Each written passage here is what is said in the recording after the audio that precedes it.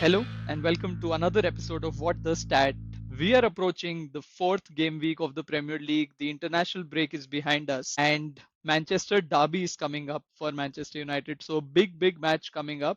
In the international break, we've been hearing a lot of narrative around performances of Manchester United. Manchester United did manage to beat Burnley 3-2 in the previous game, relieving a little bit of pressure on Ruben Amorim. But the narrative that has been building up is whether Manchester United are playing better than the results are suggesting. And we thought we'll do a deep dive onto that. So let's get started.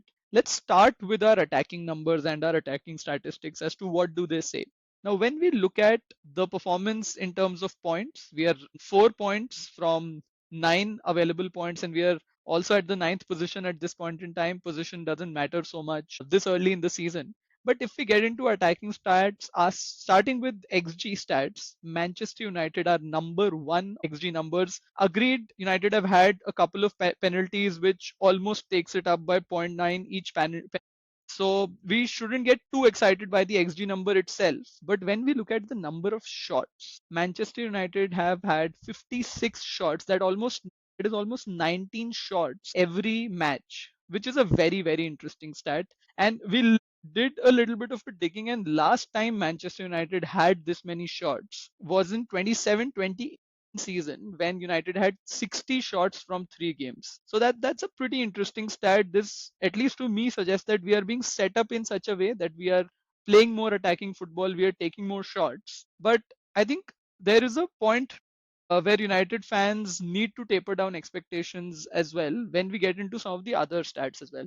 Now, if we look at shots on target, Manchester United have had 15 shots on target, which is second best so far in the Premier League, behind Liverpool, who have had 17. But look at the metric of 17 shot on target from 33 overall shots, with compared to United's 15 from 56 overall shots. I think that is the big marker difference where United have had to have a much higher volume of shots to have similar number of shots on target, and which is reflected in the shot on target percentage. United are currently sitting 15th on the shot on target percentage. We are not taking very effective shots, which I think is leading us to not getting as many goals as we should be getting. And that completely comes out in the comparison between how many goals we have scored vis-a-vis what our XG has been. Now, 6.7 XG, and we have technically only scored 2 goals through the players. The rest of the goals have come in through own goals. So minus 4.7 XG if we look at overall, which is a very damning stat. This sits right in the bottom. We are 20th on that marker. And even if we take the penalties out, we are still 20th. Liverpool are overperforming on XG by a similar margin. We are underperforming on the XG by a similar margin. And I think that tends to speak a lot. So while this narrative that are Manchester United one of the most attacking teams, what I would like to take a call on that is we are definitely being set up as one of the attacking teams in the Premier League, but we are not able to accomplish that on the pitch. And I think that is very well summarized if we look at the goals per number of shots, that number of goals that we scored by number of shots, and there we are sitting 18th. Liverpool again are first there. So I think clearly based on the markers that we have, there is scope for improvement in the finishing department, which was also a little bit of a story last season. Now, let's talk about build up. How is it that we are getting to these chances? What is it that we are doing to build up towards that? If we talk about how is it that we are progressing through the midfield in terms of number of progressive carries, again, Manchester United is number one. We have had 76 progressive carries across the 3 games so far. Only Manchester City is close to us with 72 progressive carries. So this will be again an interesting game, will be fought very heavily in the midfield. The likes of Ahmad, Buemo, if Cunha is fit, him as well.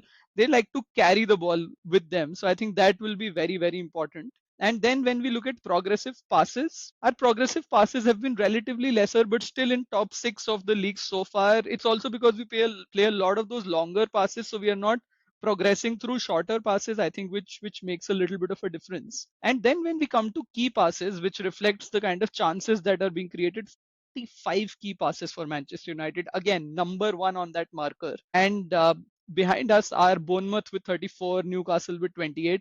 So very strong chance creation numbers we can see from the team. And also, if we look at some of the way that Manchester United have been playing, United have the most off the ball runs behind their opponent's defensive line in the Premier League so far this season, which is 131. And Mbuemo has had 54 of those, which is highest of any players. I think that also goes on to show how some of those key passes are turning out into the attacking, into how we are creating those shots. In fact, Mbuemo had 22 of such off-ball runs behind the opponent defensive line in the game against Burnley. Now, we looked at another stat which was around crosses into penalty area. Now, I was very surprised to see United second on that number because for a long time we haven't been playing a lot of football where we are crossing in. But I think with Mbuemo coming in with the effects of the wing backs coming of the Ruben Amorim 3-4-3 system really starting to show, Dallo crossing in, Ahmad crossing in, I think United have had 11, which is second highest. It's starting to show a little bit as to the tangent or the trajectory which we are taking with a lot of wing backs putting the ball in the air, and with Mbuemo's accuracy in those crosses and Sheshko getting to get more and more game time. I think this could be an important factor for Manchester United.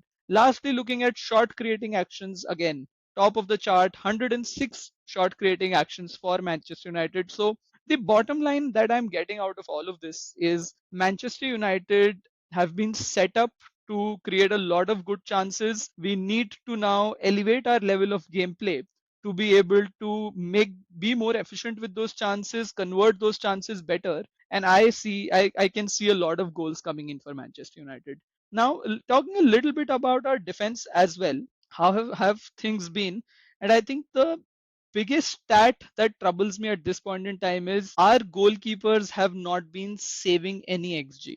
So post shot XG and the difference with the actual number of goals conceded has been zero point 0.1 for us. We haven't been able to save a lot of chances. This stat completely comes down to the goalkeeper. So Bayern there hasn't been very effective. If we look at the top of the chart, Tottenham 2.2, Manchester City 1.9.